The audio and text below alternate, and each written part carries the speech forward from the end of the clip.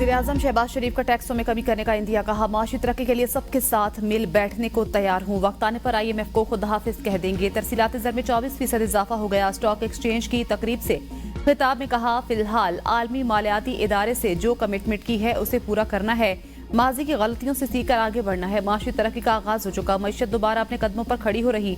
मुल्क को तरक्की के रास्ते पर ले जाने के लिए तैयार हूँ। Fees less customs assessment system की इफ्तिताही तकरीब से खिताब में कहा, माजी में कौमी वसाइल की लूट मार की गई, अब रोने धोने का फायदा नहीं। टैक्स सेल से चोरी में कमी आएगी। बहुत जल्द टैक्स स्लैब काम करेंगे। इम्पोर्टर्स की 88% तादाद FBR के नए निजाम से मुतमईन है। जदीद निजाम के तहत क्लियरेंस का अमल 107 घंटे से कम होकर 10 घंटे पर आ गया। IT बरामदात में 34% इजाफा हुआ। ये कामयाबी पाकिस्तान की खुशहाली के लिए नागुज़ीर थी। 400 अरब के महसूलात हदफ गैप को खत्म करने पर इनाम का ऐलान। बानी PTI ने हुकूमत से मुज़ाकरात जारी रखने और मुतालबात तहरीरी शक्ल में देने की इजाजत दे दी। बैरिस्टर गोहर की बानी PTI से अडियाला जेल में मुलाकात के बाद मीडिया से गुफ्तगू। हाउस अरेस्ट ऑफर से मुतालिक अलीमा खान की गुफ्तगू की तरदीद। कहा, हमें किसी ने रिहाई का नहीं कहा था। बानी PTI की 20 जनवरी तक रिहाई से मुतालिक बात की गई। कई मरतबा तरदीद आ चुकी है। बानी ने कहा है, मुज़ाकरात के लिए तीसरी नशिस्त जरूर होनी चाहिए। इसके बाद मुज़ाकराती टीम की मुलाकात ना कराई गई तो मुज़ाकरात आगे नहीं बढ़ सकेंगे। हम मुज़ाकरात डील के लिए नहीं बल्कि मुल्क कौम के लिए कर रहे हैं।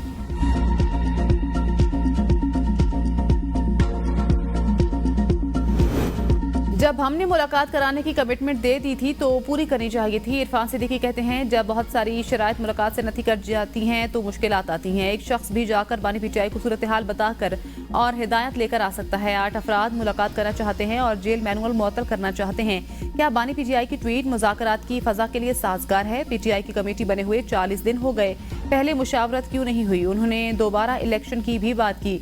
हुकूमत कायम रहेगी, इनके धरनों से कोई डर नहीं। PTI कमेटी चाहती है कि ऐसी जगह मुलाकात हो जहां ना आंख पहुंचे ना कान। मुज़ाकरात के लिए बानी PTI से मुलाकात जरूरी, रोड़े अटकाए जा रहे हैं। अपोजिशन लीडर उमर अयूब कहते हैं, मालूम होता है पिंडी का तहसीलदार वज़ीर आला पंजाब से ज्यादा ताकतवर है। स्पीकर अयाज सादिक से तय हुआ था हमारी बानी PTI से आज़ाद माहौल में मुलाकात होगी। चाहते हैं असीरान की रिहाई। 9 मई और 26 नवंबर वाकयात की शफाफ तहकीकात हों। बानी PTI ने अपनी ट्वीट में कोई सख्त बात नहीं की। इससे ज्यादा सख्त बात है तो मैं फ्लोर ऑफ द हाउस करता हूँ। हमें मालूम हो गया है कि ये लोग कितने पानी में हैं। हुकूमत ने हर बार मुश्किलात पैदा की, इसके बावजूद हम डी चौक पहुंचे। मेरे इल्म में नहीं कि बानी PTI को डील की कोई बात की गई होगी। PTI पर दबाव डालने के लिए ऐसे केसेस बनाए जाते हैं। सिविलियंस का मिलिट्री ट्रायल तो होना ही नहीं चाहिए। उम्मीद है सिविलियंस के मिलिट्री ट्रायल से मुतल्लिक फैसला सुप्रीम कोर्ट कानून के मुताबिक देगी। बानी PTI को हुकूमत से पूछे बगैर कहीं और से पेशकश भेजी गई। हुकूमत को इल्म नहीं। साहबजादा हामिद रजा कहते हैं, इलेक्शन के फौरी बाद बानी PTI को 3 साल के लिए मुल्क से बाहर जाने का कहा गया था। बानी अदालतों के जरिए ही रिहा होंगे, एग्जीक्यूटिव ऑर्डर की जरूरत नहीं। शेर अफजल मरवत कहते हैं, रिहाई से मुतल्लिक ऑफर की गई थी। बानी PTI रमजानुल मुबारक में बाहर आते नजर आ रहे हैं। बानी PTI ने लेक्चर का मुजाहरा किया और खैर सगाली का पैगाम दिया। PTI डी चौक क्यों ना आती, यही पेशकश हुई थी। मुज़ाकरात के हवाले से जो बयान दिया उस पर कायम हूँ। हमारी पार्टी में कोई तकसीम नहीं। बानी PTI चाहते हैं मईशत मजबूत और मुल्क में इस्तेहकाम आए। नौजवान किसी के इक्तिदार की हवस का ईंधन ना बने। एक सूबे से दूसरे सूबे पर हमलावर होने वाले आपके हमदर्द नहीं। वज़ीर आला पंजाब मरियम नवाज का सरगोधा यूनिवर्सिटी में तकरीब से खिताब। कहा, जिन बच्चों ने बहकावे में आकर आग लगाई, हमले किए, आज वो जेलों में सड़ रहे हैं। आज ये जो भुगत रहे हैं वो मकाफाते अमल का शिकार हैं। दुनिया की कौन सी सियासत है जो मार डालो जला डालो का दर्स देती है? तहजीब के दायरे में रह के मुखालिफत की जा सकती। इसके अपने बच्चे मुल्क से बाहर, दूसरों के बच्चे जेलों में हैं। हसन न्याजी ने फौजी वर्दी की तस्दीक करके दुनिया में तमाशा बनाया। ये वर्दी पहनकर ही जवान हमारी हिफाजत करते हैं। हसन न्याजी जब 10 साल बाद रिहा होगा तो दुनिया बदल चुकी होगी। ये क्या बात हुई कि फौजी हमारे साथ हैं तो बहुत अच्छे, हमारे साथ नहीं तो उनकी वर्दी डंडे पर टांगो।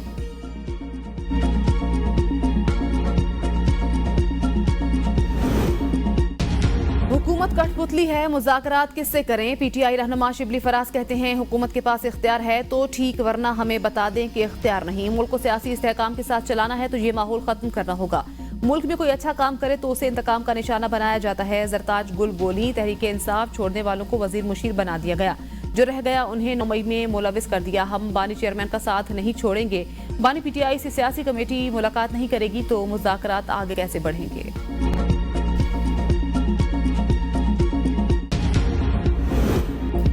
पीटीआई से मुज़ाकरात कामयाब होने के ज्यादा चांसेस नहीं। वज़ीर-ए-आज़म के मुशीर राना सनाउल्लाह कहते हैं बुशरा बीबी और अली मखान दोनों ग्रुप चाहते हैं बानी जेल ही में रहें। एक ग्रुप को फिक्र है मुज़ाकरात कामयाब ना हो जाएं। पीटीआई में तीसरे ग्रुप के ज्यादा लोग बातचीत के लिए हमारे साथ हैं। प्रेस कॉन्फ्रेंस में कहा बानी पीटीआई की रिहाई के लिए कहीं से कोई दबाव नहीं। बानी पीटीआई को बनी गाला मुंतकिल करने की कोई पेशकश नहीं की। हमने मुज़ाकरात के पहले दौर में ही मुतालबा किया था कि अपने मुतालबात तहरीरी तौर पर दें, लेकिन लगता नहीं कि वो ऐसा करेंगे। अली मखान ये भी कह चुकी हैं कि बानी पीटीआई को जेल में जहर देने की कोशिश की गई। ये लोग किसी भी हद तक जा सकते हैं, इनसे कोई तवक्को नहीं रखी जा सकती। सोशल मीडिया पर पीटीआई की तरफ से किए गए प्रोपेगेंडा की हर तरफ से तरदीद हुई। पीटीआई की मुज़ाकराती कमेटी की बानी से दूसरी मुलाकात भी जल्द करा दी जाएगी। सियासी कैदियों की रिहाई के मुतालबे में बानी पीटीआई का नाम शामिल नहीं। बैरिस्टर अली जफर की एबीएन न्यूज से गुफ्तगू। कहा बानी पीटीआई ने कहा रिहाई के हवाले से किसी तरह की ऑफर कबूल नहीं करूंगा। बानी पीटीआई से मुलाकात के बगैर मुतालबात तहरीरी तौर पर नहीं दिए जा सकते। अभी तक धरने की कोई बात नहीं हुई। मुज़ाकरात जारी ना रहे तो कुछ भी हो सकता है। बानी पीटीआई के वकील फैसल चौधरी बोले बानी पीटीआई के मुकदमात मुज़ाकरात का एजेंडा नहीं। प्रोपेगेंडा अकाउंट से मुतल्लिक बानी पीटीआई ने अहम हिदायत जारी की हैं। बानी ने अरब ममालिक से मुतल्लिक प्रोपेगेंडा वाले सोशल मीडिया अकाउंट्स की मजम्मत की। बानी पीटीआई ने कहा है इन अकाउंट से पीटीआई का कोई ताल्लुक नहीं।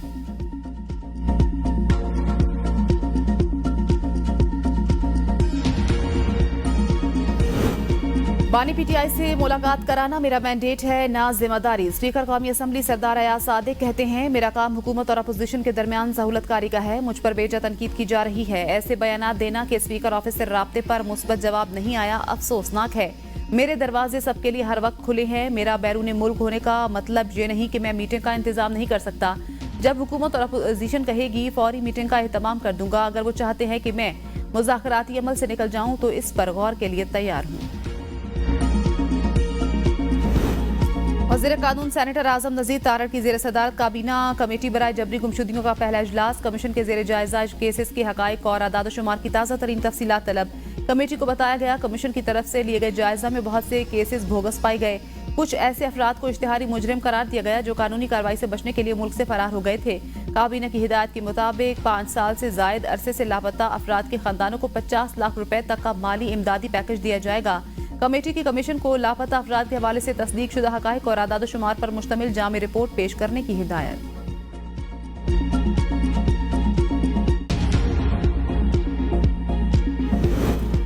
मिलिट्री कोर्ट ट्रायल एपीएस जैसे मुजरिमान के लिए था। सिविलियंस के फौजी अदालतों में ट्रायल के केस में जस्टिस मुसर्रत हिलाली के रिमार्क सवाल उठाया, क्या तमाम सिविलियन से वही बर्ताव किया जा सकता है? पाकिस्तान का आइन मुअत्तल नहीं। जस्टिस मोहम्मद अली मजहर ने कहा आर्टिकल 233 बुनियादी हकूक को तहफ़्फ़ुज़ फराहम करता है। जस्टिस जमाल मंदुखैल ने रिमार्क्स दिए, कहा जाता है पार्लियामेंट सुप्रीम, मेरे ख्याल में आइन सुप्रीम है। आइन के मुताबिक रूल्स मुअत्तल होते हैं, खत नहीं। आर्टिकल 5 के मुताबिक हकूक मुअत्तल नहीं हो सकते। जस्टिस जमाल मंदुखैल ने कहा मैं खुद भी 14 रोज जेल में रहा हूँ। सुबह नमाज के बाद बाहर छोड़ दिया करते थे। कुछ कैदी खेल वगैरह भी खेलते थे। जस्टिस मोहम्मद अली मजहर बोले सिर्फ आपके लिए खुसूसी रियायत देते होंगे। जस्टिस मुसर्रत हिलाली ने कहा कैदियों को बाहर निकलने दें, धूप लगवाने दें, इसमें क्या मसला है? वजारत दिफा के वकील ने कहा माजी के केस में तय पा चुका है, सिविलियन का भी फौजी अदालत में ट्रायल हो सकता है। जस्टिस अली मजहर ने पूछा कि इसमें इंटरनेशनल प्रैक्टिस क्या है, क्या आपके पास कोई मिसाल है? वजारत दिफा के वकील ने कहा कि मेरे पास मिसालें मौजूद हैं। केस की समाअत आज तक मुलतवी कर दी गई।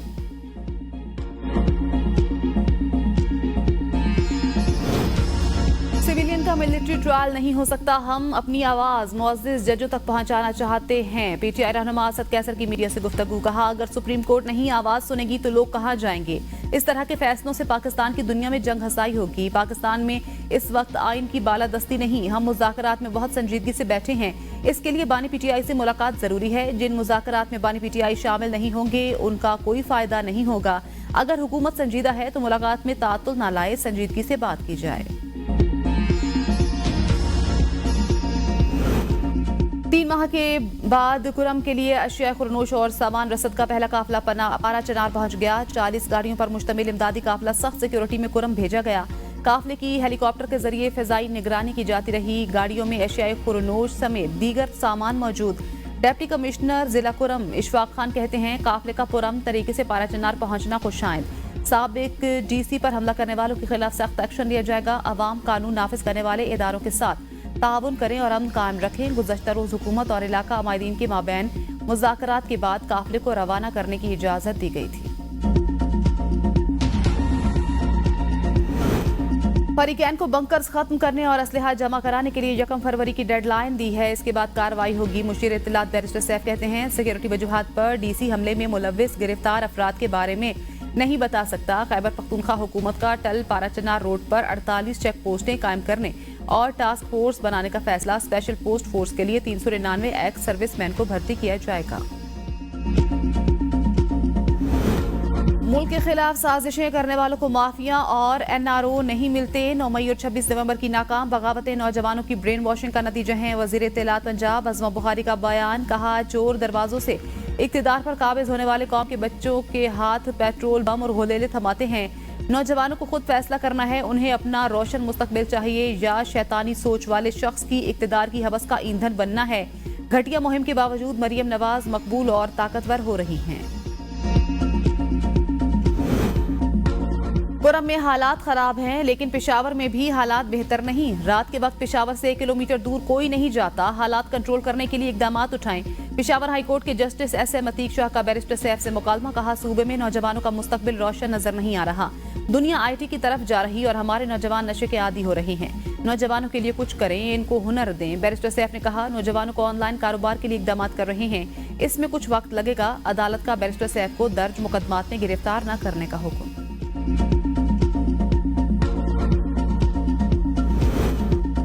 थाना कल्चर और मजमूई माहौल को अवाम दोस्त बनाया जाएगा। वज़ीर आला खैबर पख्तूनख्वा अली अमीन गंडापुर की पुलिस सहूलत मरकज के इफ्तिताह की तकरीब में शिरकत। कहा शहरी थाने गए बगैर घर बैठे सहूलियात खिदमात ऑनलाइन हासिल कर सकते हैं। सूबाई हुकूमत लोगों को ज्यादा से ज्यादा सहूलियात की फराहमी के लिए पुरआज़्म है।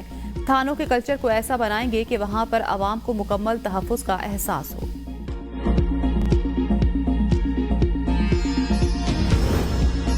पीपल्स पार्टी के चेयरमैन बिलावल भुट्टो जरदारी से चेयरमैन सेनेट यूसुफ रज़ा गिलानी की मुलाकात। जरदारी हाउस में होने वाली मुलाकात के दौरान सेनेट से मुतल्लिक़ अमूर पर बातचीत की गई। सियासी सूरत हाल पर भी बातचीत।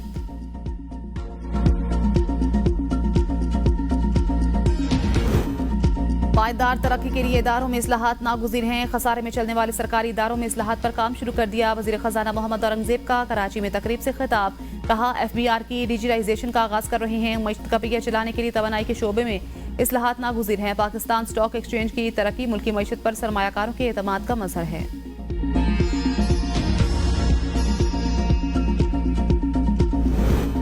सस्ती बिजली का ख्वाब चकनाचूर। IMF ने बिलों में सेल्स टैक्स में कमी की तजवीज़ मुस्तरद कर दी। हुकूमत ने IMF से राय मांगी थी। IMF का मौक़िफ़ है कर्ज प्रोग्राम के तहत नए टैक्सेस से छूट नहीं दी जा सकती। सेल्स टैक्स छूट से टैक्स अहदाफ का हसूल मुमकिन नहीं रहेगा। बिजली के बिलों पर 18% GST 2 मरतबा आयद है। एक बार बिल की मजमूई रकम पर 18%। दूसरी मरतबा फ्यूल कॉस्ट एडजस्टमेंट पर भी सेल्स टैक्स लिया जाता है।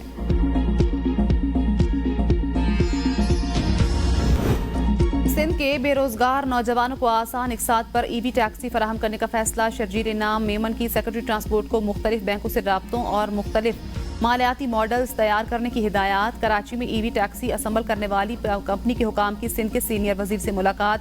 शर्जील इनाम मेमन ने कहा EV टैक्सियां मुतारफ कराने से हमारे नौजवानों के लिए रोजगार के मौके पैदा होंगे।